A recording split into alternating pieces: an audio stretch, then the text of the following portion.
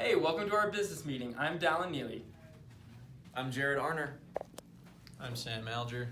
I'm Lucy Murff. I'm Sarah MaGill. And I'm Bastian. And I'm Allie Jones.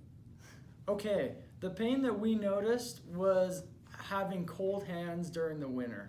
A lot of people go skiing and snowboarding or whatever activity in the cold temperatures, and it's uncomfortable for them. So we want to provide a heated rechargeable glove so that they're able to warm up their hands a lot easier than other gloves on the market. During our validation process, we noticed that we needed to pivot from this original creation of a heated glove to a smaller liner that was a lot thinner so that people could put these gloves in another glove that they already use. So our presumed demographic was pretty much anyone who stayed outside in the winter, but we noticed a problem with that. As we validated, most people, unless they were skiers, weren't interested in this expensive glove, this rechargeable glove, because they either already had expensive gloves or other people were like, I don't really stay outside for that long anyways, I don't need this expensive heating glove. Most people said that if it was like a cheaper liner or something like that they could put into their glove, and as long as it was a lot lower of a price, around like the $20 or $30 mark, then our validation went up a lot. So our demographic wasn't as wide as we thought.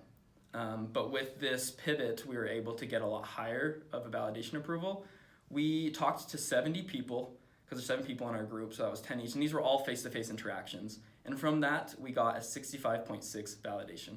Some of the questions that we asked people were, what were your first impressions of the product? How much are you willing to pay? And what improvements can we make to this model? And what problems do you face with your gloves? Some people said that the battery packs for our electric glove were too bulky. They wanted to use their phones while they had their gloves on so their hands don't get cold again. They want it to be waterproof. They would not buy it unless they had good reviews. And they said that they would only pay up to $30 for it. So for our conclusion, we determined that our initial product wasn't exactly what people were looking for. There wasn't too much of a need for it, but the root idea was still there. And so what we concluded was that we needed to pivot just a little bit, and based on all of the validation and the feedback we got from the people that we asked, we actually got a pretty good definition for what our new product will be, what our pivot is going to look like. And so essentially what we've concluded is that instead of having an initial glove that has warmers built in, we're going to have some sort of liner that will fit in any glove so that you can use it in multiple gloves.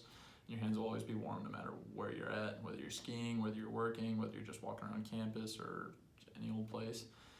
And from this whole process as a team, what we've learned is that pivoting oftentimes will actually define your product in the end.